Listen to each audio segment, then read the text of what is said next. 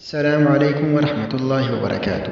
دوستو، آج ہم جس عنوان پر بات کریں گے وہ ہے غزوہ تبوک۔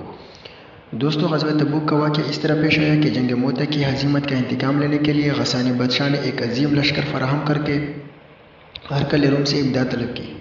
ہرقل نے 40,000 کا لشکر جرار غسانی بادشاہ کے پاس بھیجا اور خود بھی عظیم الشان فوج لے کر عقب سے روانہ ہونے کا قصد کیا۔ ابو عامر راہب مکہ سے کیسر روم کے پاس چلا گیا تھا۔ اس کا کام اور مقصد یہی تھا کہ کیسر کو مدینہ پر حملہ کرنے کے لیے اکسائے۔ ادھر اس نے منافقین مدینہ سے برابر خفیہ پیام و سلام کا سلسلہ جاری رکھا۔ اسی کے دیے ہوئے مشورے کے موافق منافقین نے مسجد ضرار کی تعمیر شروع کی تھی۔ عارض سرحد شام پر عیسائی فوجوں کے اجتماع اور کیسر کے مدینہ پر حملہ آور ہونے کی خبریں متواتر مدینہ میں پہنچنی شروع ہوئے۔ آپ صلی اللہ علیہ وسلم نے اس عیسائی حملے کو ملک شام کی سرحد پر روکنا ضروری سمجھا، کیونکہ ملک عرب کے اندر ہرقل روم کی فوجوں کے داخل ہونے سے یک لخت تمام ملک عرب میں بدامنی پیدا ہونے کا قوی احتمال تھا۔ نیز سرحد پر ایسے لشکری عظیم کا اجتماع کوئی ایسی بات نہ تھی کہ آپ صلی اللہ علیہ وسلم اس کو معمولی سی بات سمجھ کر خاموش رہتے۔ چنانچہ آپ صلی اللہ علیہ وسلم نے عام طور پر قبائل کو اطلاع دی کہ ہرقل کی فوجوں کے مقابلے کے واسطے آ کر شریک لشکر ہونا چاہیے۔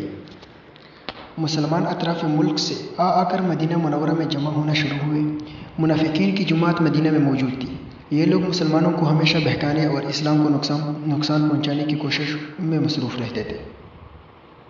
اس سے پہلے جب کبھی آپ صلی اللہ علیہ وسلم نے کسی طرف کو فوج لے جانے کا عزم فرمایا، پہلے سے اس کا اعلان نہیں فرماتے تھے، تاکہ منافقین کو اعتراض کرنے اور مسلمانوں کے بددل بنانے کا موقع نہ مل سکے۔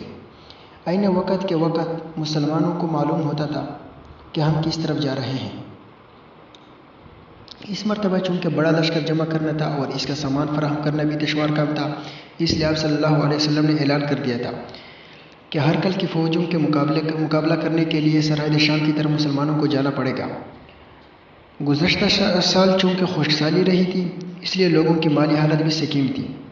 اس سال فصل اور پیداوار اچھی ہوئی تھی اور اس کے کاٹنے کا وقت آ چکا تھا، لہٰذا لوگ اپنی فصلوں کو چھوڑ کر جانا بالطبع کسی قدر گراس محسوس کرتے تھے۔ ہرقل اور اس کے وزراء نے اپنے اس حملے کی تیاریوں کے سلسلے میں منافقین مدینہ کو پہلے ہی سے اپنا شریک بنا لیا تھا۔